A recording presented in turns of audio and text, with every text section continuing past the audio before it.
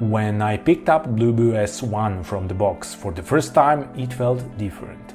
Its glossy finish is really something, it looks good and it feels as a well-built device. Design is squarish, it reminds me on Sony's industrial design philosophy, which I personally like.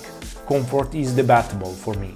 It is okay, I have big hands, but keep in mind that if you have smaller hands, S1 can be too big bite for you to take. Bluboo did take good and bad design decisions with S1, depending how you look at them. There is no ambient light sensor, which means that you will need to adjust screen brightness manually all the time. Housing is made from glossy plastic, which looks like it is covered with glass. Overall look is attractive. It feels sturdy and thanks to square design, grip is solid and firm. Also, front-facing camera is at bottom right corner, but its location didn't have huge impact on overall usability. S1 highlight is screen-to-body ratio, which is quite good, but keep in mind that Bluboo and others who followed Xiaomi Mi's design philosophy used the optical trick, which is ultra-thin top bezel. Colors and viewing angles are fine, blacks aren't that much deep, but for the price you can get everything. Overall, no real complaints about the screen. Anyway, bezels aren't blow-mindingly thin on Bluboo. When we compare them with Mi 5X, they look the same, except top one, which creates that eye-catching optical illusion.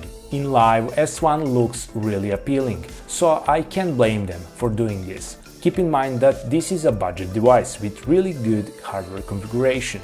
OS version is Android 7 with custom Bluboo customization, which is light and appealing.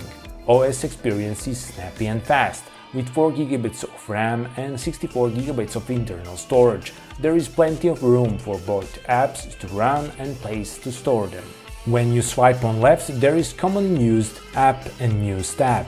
At first, News tab just had one section, Hot Woman, which isn't really that bad, if bad at all, but some people, especially women, would probably like to turn this off, but any kind of settings for this section is absent, and this can be annoying. But after some time, News tab started to be populated with other topics related to my region. Overall, this section is okay, you get shortcuts and news, better to have them than not. Still, if you don't like overall look, you can always use a custom launcher. Only capacitive touch button is also a fingerprint sensor. It works fine, not the best I've seen, it isn't frustrating, which is good enough to get a passing grade. What I would prefer, 2 more buttons under the screen, which would eliminate need for on-screen buttons. Anyway, voice calls are excellent, with clear and loud sound in both ways. Speaker is loud and without distortion. My major complaint is about USB Type-C port, which is used as audio output also.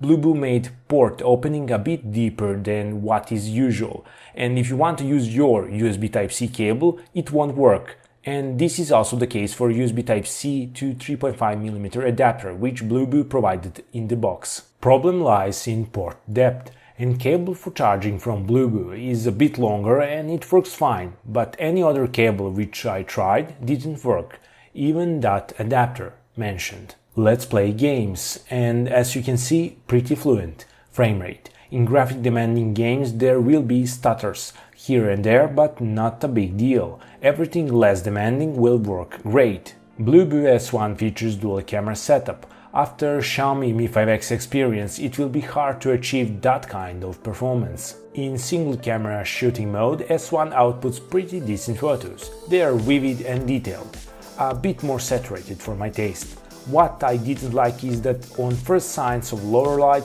photos will be blurry. Dual camera mode is hit and miss. Mi 5X really put high standard for dual camera shooting. Major problem with S1 is that camera gets laggy when it is in bokeh mode. 1080p is okay, nothing special. Usable videos during the day, in low light, frame rate drops a lot. Front camera pictures look grainy, with saturated colors. Decent, but nothing special. This is a front-facing camera video test with audio, of course. Battery on Bluboo S1 is satisfying. I couldn't finish battery benchmark test, it was constantly being stopped, but from my usage pattern I was getting full day without any problem. In short words, battery on S1 is nothing to worry about. Defining S1 is like watching a movie with good plot but bad ending. For me, Bluboo made attractive device. It really has that punch. I really liked using it, and every time you take it in hand, it will be pure joy. Few things plague S1. Firstly, USB Type-C port incompatibility, but this can be just batch issue. But who knows? Second thing is not a huge problem, but can be bothersome. Absence of ambient light sensor. And finally, need for additional polishing of camera software. It has potential, and single camera mode photos are okay, but dual mode needs tweaking. S1 can be interesting purchase option if you want attractive device with few tricks to be polished. Price is around $150, and if you want Xiaomi Mix for budget price, Bluboo S1 isn't bad option, but far away from real mix. I hope that you find this review helpful. Links where you can find Bluboo S1 are in the description box. Subscribe for more upcoming content, and until next video, see ya!